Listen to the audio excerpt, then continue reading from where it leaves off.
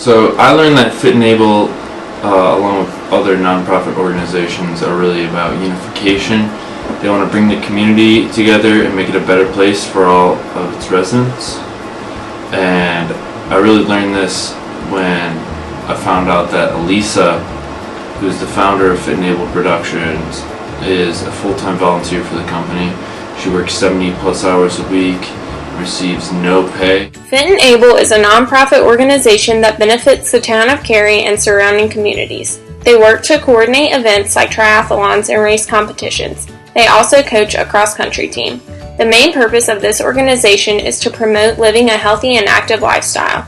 The organization strives for community involvement in all of their activities.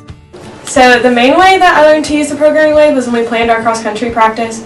So it helped us get to know the participants in the beginning through like our welcome and group starters, and then it keeps them engaged throughout the program because they're always going through the bulk of the wave leading up to like the big event that they're going to have at the end. And then at the end it's like a good transition with a cool down activity, so it doesn't just like awkwardly end at the very end of the program. And this is very important to have like successful programs in the future, so I plan on continuing to implement it. Our first event was a Halloween-themed cross-country practice. It took place at North Cary Park on October 28th from 3 to 4:30, but we went a little over because the kids are having so much fun. The event was provided for Fit and Able's cross-country team. They have a team of about 30 athletes that are from ages 4 to 64, but we opened the practice up for family members and friends to attend. The purpose of the event was to provide a fun but structured cross-country practice so that team members could learn the value of teamwork. We accomplished this by creating activities that required team members to work more together as the practice progressed. We started with an individual activity and then ended with a very open activity with little instructions to encourage teamwork. We structured the practice very similar to a typical cross-country practice they would experience. We began by introducing that Coach Elisa had become a witch and we had to get her back. We began by leading the team in dynamic stretching and drills and then jumped right into physical activity. The participants first completed a scavenger hunt for Halloween candy. This was difficult to do considering that all the athletes were at different age levels and abilities. This served as the warm-up run for participants. Next we had the pumpkin relay. They were split up into 2 teams and they ran continuously for 100 meters for about 10 minutes, passing off the pumpkin as their baton, and this served as the endurance part of our run. Finally, we had the big event, Mega Relay. This relay consisted of very little instructions to encourage teammates to work together and learn teamwork.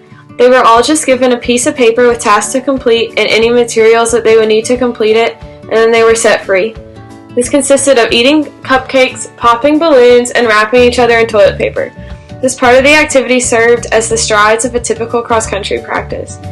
We concluded with stretching, core exercising, giving out the costume prizes, and facilitating a teamwork, reflective conversation. As a result of the event, participants completed a good workout, learned to work together, and encouraged a lifelong love for fitness. From this program, we were able to learn to adapt programs to all different age groups and adjust program activities to the participants after seeing their ability level. This was important given that it was a running event. We were able to take these lessons and apply them to the Cary Unity Walk when we had to adapt the program to a variety of age groups, fitness levels, and special needs participants. So during the semester, I learned a lot from my experience with my SL group, Fit and Able. I learned that to have a group like this unite people and get people to be active is important to the community. I also learned how to run programs. This learning was important to me because it helped me realize the effect that one organization can have on a community. Our second program was the Cary Unity Walk. This event took place in downtown Cary and at Wake Med Soccer Park on Saturday, November 11th from 8 a.m. until noon. The event consisted of a walk from downtown Cary to Wake Med, a 5K, a 10K, a fun run, and a Special Olympics partner run walk. There was also a speech from the mayor and a flyover that helped make the day very special. There were over 500 people in attendance, and it was a family-oriented event that helped celebrate Veterans Day. Our group's focus was on marketing. We spent weeks calling and emailing organizations and individuals in the town of Cary in hopes that they would come to the event. On the day of the walk, our group arrived early to help set up, helped register participants, and helped clean up after the races. The main purpose of the Cary Unity Walk was to unify the town of Cary and help raise money for first responders, the 200 Club, and Special Olympics. Since Fit and Able is a nonprofit, all money that was made from the event was donated back to these organizations. Overall, the day was a huge success. Participants had a great day interacting with first responders and loved supporting them. I learned how to work well in groups with others. Our group worked really well together, even though I know in the future other groups won't be this great. I can also take what communication skills I learned and use them to the next level. What I learned academically was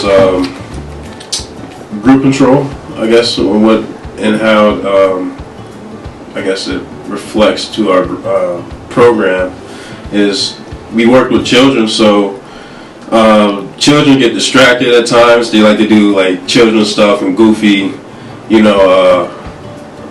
like do stuff children do, like play around and do all this type of other stuff and be very unfocused on what we got to do. So group control comes in and we do things to get the children's attention. This semester, I learned that it's very important to be vocal in a big group of people.